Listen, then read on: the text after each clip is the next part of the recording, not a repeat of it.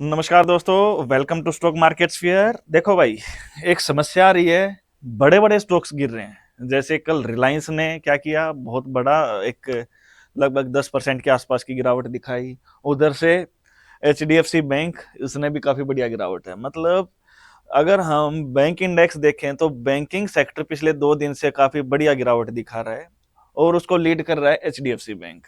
तो आज हम देखेंगे कि एचडीएफसी बैंक को हम टेक्निकली कैसे देखें, टेक्निकली इसमें कहाँ क्या दिख रहा है, कहाँ इसका सपोर्ट दिख रहा है, कहाँ रेजिस्टेंस दिख रहा है। नमस्कार दोस्तों, मैं विवेक कुमार, एक सेबी रजिस्टर्ड आरए। आज मैं आप लोगों को एचडीएफसी बैंक के चार्ट के बारे में थोड़ा बहुत बताऊंगा और ये वीडियो सिर्फ और सिर्फ एजुकेशनल पर्पज के लिए, इसमें कोई भी बाइंग या सेलिंग रिकमेंडेशन नहीं है, प्योरली एजुकेशन बेस्ड है। ओके। अगर हम बात करें एचडीएफसी बैंक की, तो एचडीएफसी बैंक रिसेंटली 1008 के आसपास का हाई बनाता है और आज 945 का लो लगा के 949 के ऊपर क्या करता है, क्लोजिंग करता है। जो मेन जो देखने वाली चीज है, ये वाली जो कैंडल है, ये कैंडल क्या है, बियरिश अनगल्फिंग। मतलब ये कैंडल कल के दिन बनती है, परसों, और इतनी बड़ी कैंडल बनती है। और कल क्या होता है, एक भारी गैप डाउन ओपनिंग होती है लगभग 20 रुपए की।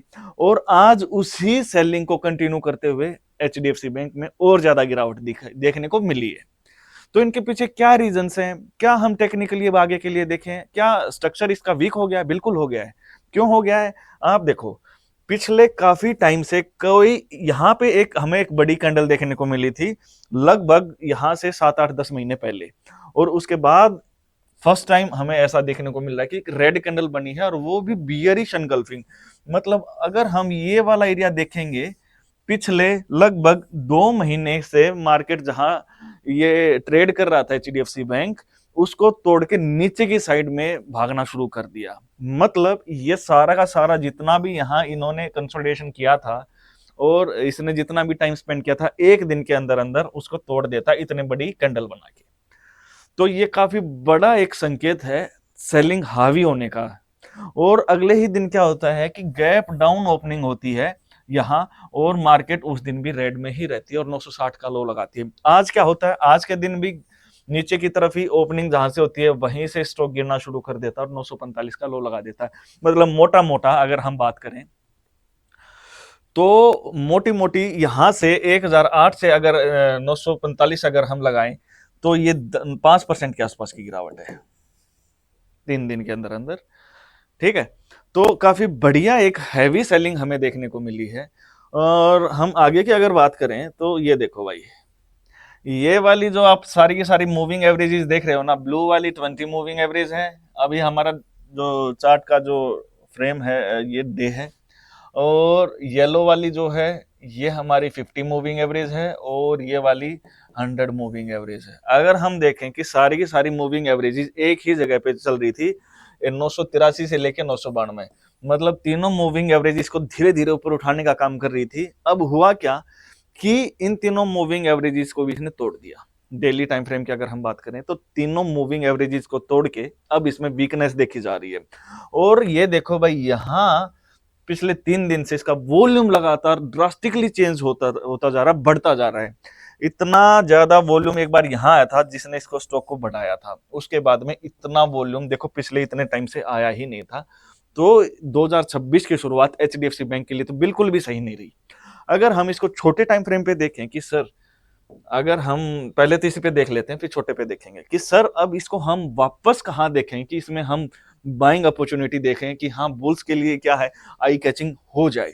तो मैं ये बोलूंगा कि जब तक ये स्टॉक 992 93, मतलब ये सारी की सारी मूविंग एवरेजेस हैं और जो ये बड़ा एक वॉल्यूम आया था, जब तक इसको क्रॉस ना कर दे तब तक इसमें बाइंग की अपॉर्चुनिटी अभी तक मत देखना।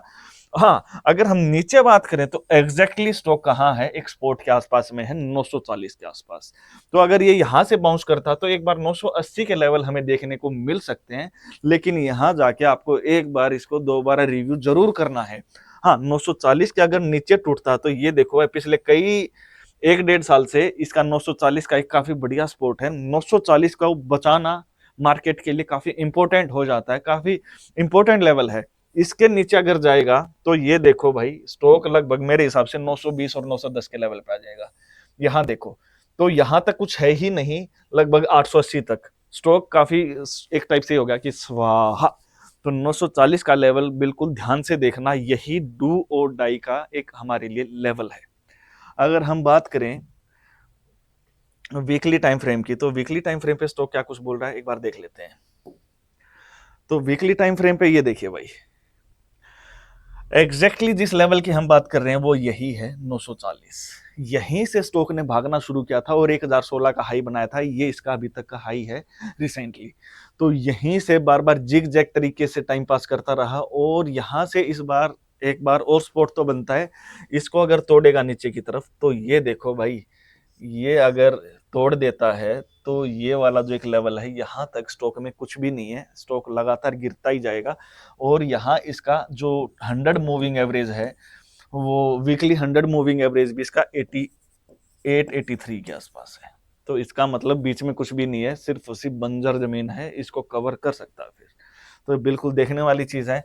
50 मूविंग एवरेज 956 है, आज ही इसी वीक इसने इसको तोड़ा है और इतनी बड़ी कैंडल बनी है। काफी देखो पिछले कई टाइम से, बहुत सारे टाइम से यहाँ बनी थी एक, अदरवाइज इतनी बड़ी कैंडल बनी ही नहीं थी। और वॉल्यूम देखो भाई, काफी बढ़िया वॉल्यूम है वीकली, और अभी तो वीक रहता है, अभी 2 दिन का और रहता है, तो उसमें देखेंगे हम भाई क्या कुछ हो रहा है, क्या कुछ हो सकता है। ठीक है ना।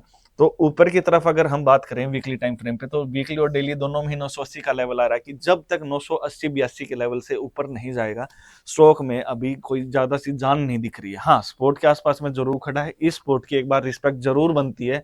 ये गया तो फिर स्टॉक गया, काफी लंबे टाइम तक फिर कंसोलिडेशन में जोन में जा सकता है। अगर हम बात करें मंथली टाइम फ्रेम की, तो मंथली टाइम फ्रेम में क्या कुछ हो सकता है एक बार देख लेंगे। ये देखो भाई, मंथली टाइम फ्रेम में एक 45 का एंगल चल रहा है सारी की सारी मूविंग एवरेजेस में। और यहां से अगर हम बात करें तो ये एक ट्रेंड लाइन को भी फॉलो करता हुआ जा रहा है। तो वही ये देखो एग्जैक्टली कहाँ है, एक्सपोर्ट के आसपास में है, और ये पोल एंड फ्लैग पैटर्न भी बना रखा है इधर।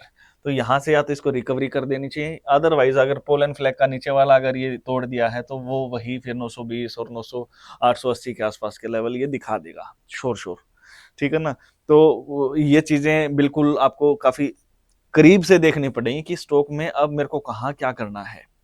ठीक है ना। और हाँ, मैं दोबारा ये चीज बता देता हूँ कि ये वीडियो हमारी सिर्फ और सिर्फ एजुकेशनल पर्पस के लिए है। तो अगर वीकली टाइम फ्रेम की अगर हम बात करें तो एक स्पोर्ट छोटा सा ये है 900 का है, इसके अगर नीचे गिरता है और उसके बाद तो यही वाला आ गया 880 और 850। तो अगर हम ऊपर की बात करें तो स्टॉक अगर यहाँ से वापस जाता है तो 1016 मंथली पे तो ये बोल रहा है कि भाई 1016 के ऊपर तक जब तक नहीं जाएगा स्टॉक वीक ही है। मतलब ये क्या बोल रहा है कि ये एक पैटर्न में घूम रहा है, पोलन फ्लैग में है, यहां से अगर वापसी करेगा तो 1016 के ऊपर इसको और ज्यादा बुल्स के लिए आई कैचिंग हो जाएगा, क्योंकि काफी लंबे टाइम तक लगभग 7-8 महीने से एक ही जगह पड़ा है, 2025 में इससे ऊपर गया ही नहीं है। तो ऊपर तो जो मेन जो रेजिस्टेंस है वो है, ठीक है, ये हमारा R2 लगा लो, R1 जो है वो 980 से लेके 990 है। तो ये वाला जो रेजिस्टेंस है इसको मेक और ब्रेक, मतलब यहाँ से अगर ये क्रॉस करता है तो उसके बाद में स्टॉक हमारा सेफ हो जाएगा कि एटलीस्ट मूविंग एवरेजेस के ऊपर आ गया है और प्राइस एक्शन के हिसाब से भी थोड़ा बहुत फेवरेबल बन जाएगा। ठीक है ना। तो 1016 से ऊपर मंथली टाइम फ्रेम में देखेंगे, और वीकली और डेली टाइम फ्रेम पर अगर हम बात करें तो वो वाले हमारे लेवल है 980 से 990 के लेवल है। ये तो हुए ऊपर के लेवल। अगर हम नीचे की बात करें तो 940 जो सबसे मेन रेजिस्टेंस है वही वाला है। उसके बाद में अगर हम बात करें R2 की जो मंथली पे है वो 900 है, और रेजिस्टेंस स्पोर्ट है ये सारे, और स्पोर्ट 3 की अगर हम बात करें तो वो 880 है। तो इन सारे के सारे लेवल्स को देखना काफी इंपॉर्टेंट लेवल्स हैं मेरे हिसाब से। मैंने HDFC बैंक को काफी अच्छे से एनालाइज करके आपको बताया है कि क्या इसमें हम टेक्निकली देख सकते हैं, फंडामेंटली हम देख लेंगे। अभी इसके रिजल्ट्स भी काफी जल्दी आने वाले हैं, आई थिंक आ भी चुके हैं, मेरे को इस बात का भी कुछ ज्यादा पता है नहीं, मैंने देखा नहीं है। तो देखते हैं एक बार रिजल्ट्स को, मैं एक बार इसके रिव्यू करूंगा कि रिजल्ट्स कैसे हैं, क्या उनकी वजह से गिरा है या फिर अभी आए नहीं है तो इसमें ऐसा क्या हुआ। ठीक है ना।